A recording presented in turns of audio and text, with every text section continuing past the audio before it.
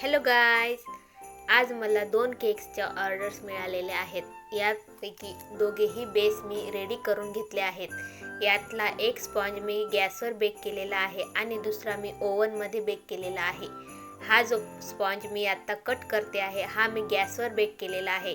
तुम्हाला फरक दिसलाच असेल की ओव्हनपेक्षा गॅसवर अगदी परफेक्ट असा केक स्पॉन्ज तयार होतो। हा मी ओव्हनमध्ये बेक केलेला आहे, त्यामुळे हा याची साईजही जास्त वाढली नाही आणि हा स्पॉन्ज जरा लाल, याचा कलर देखील थोडा लाल झालेला आहे। व्हिडिओ पोस्ट करायला मी जरा उशीरच केलेला आहे। या दोनही ऑर्डर्स मला 25 डिसेंबरला मिळालेल्या होत्या, म्हणजेच क्रिसमसला।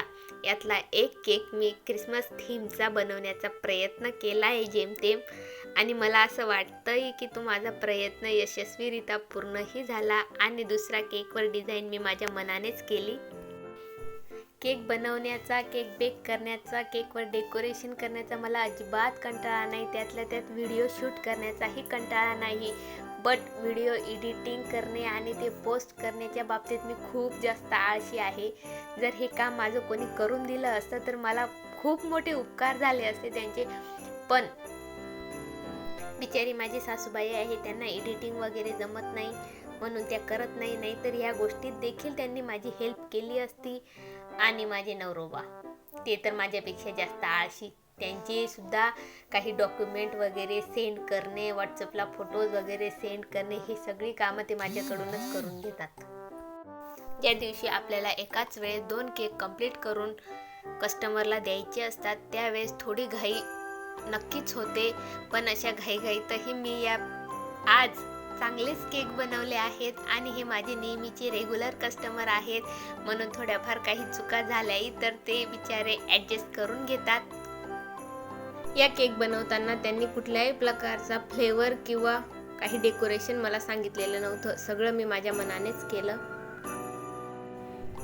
मी एका खेडेगावात राहते आणि सिटी आमच्या गावापासून जेमतेम 12 ते 14 किलोमीटर लांब आहे, म्हणून 200, 300, 500 रुपयाचा केक घेण्यासाठी त्यांना एवढं अंतर पार करायला काही परवडत नाही, म्हणून ते नेहमी माझ्याकडूनच, म्हणजे 1-2 किलोमीटर अंतरावरूनच केक घेऊन जातात।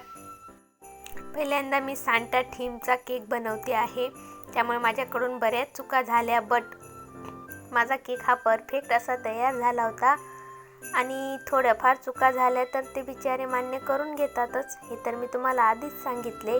या ठिकाणी मी न्यूट्रल जेलमध्ये डार्क रेड कलर ॲड करून अशा प्रकारचं टेक्स्चर केलं आणि त्यानंतर स्टार नोझलने मी डेकोरेट करते आहे केक। ज्यावेळेस पहिल्यांदा मी केक बनवत होती, मनात खूप भीती येत होती, बट मला कॉन्फिडन्स होता की मी केक बनवेलच, आणि या ओव्हर कॉन्फिडन्समुळेच माझा केक बिघडला।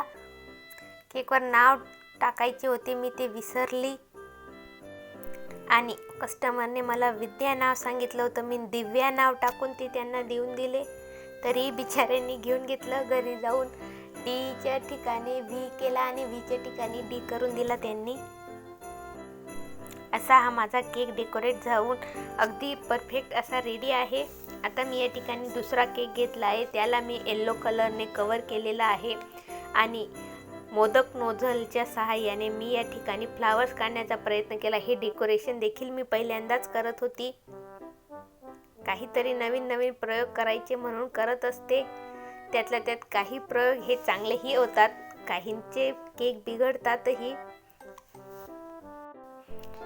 आणि अशा प्रकारचे सगळीकडे मी फ्लावर्स काढून घेतले आहेत।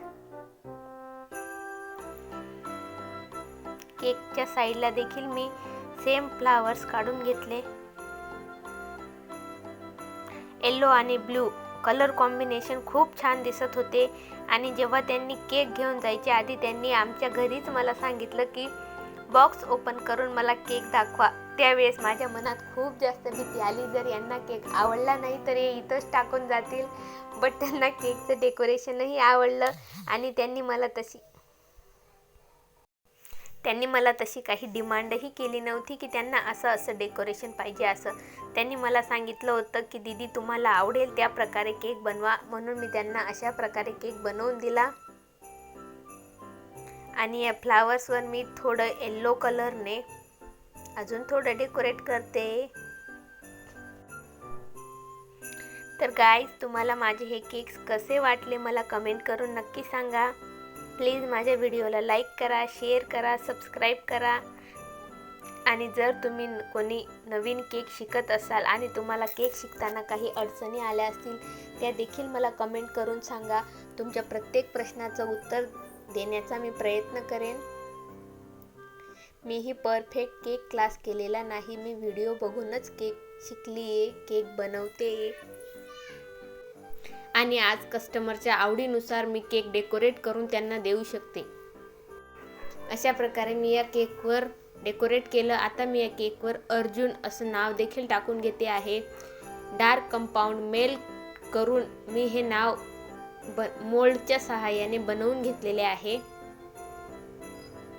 आता चॉकलेट केक कसा बनवायचा, त्यावर चॉकलेटने गार्निशिंग कसं करायचं याचा देखील मी एक सेपरेट व्हिडिओ लवकरच अपलोड करेन. लवकरच म्हणजे तो जरा उशिराच होईल. लवकर म्हणजेच जरा उशीरच लागेल, कारण माझं कोणतंच काम वेळेवर कधीच कंप्लीट होत नाही. कारण मी काम करताना तशी काही प्लॅनिंगच करत नाही, वेळेचं अजिबात नियोजन करत नाही. ही माझ्यातला खूप मोठा दुर्गुण आहे आणि तो मी लवकरच सुधारण्याचा देखील प्रयत्न करेन. ज्या प्रकारे मी केकचं फिनिशिंग सुधारण्याचा प्रयत्न करते, त्याच प्रकारे अशा प्रकारे माझे हे 2 केक अगदी रेडी आहेत कस्टमरला देण्यासाठी आणि लवकरच मी हे पॅक करून त्यांना देऊन देईल. Bye bye.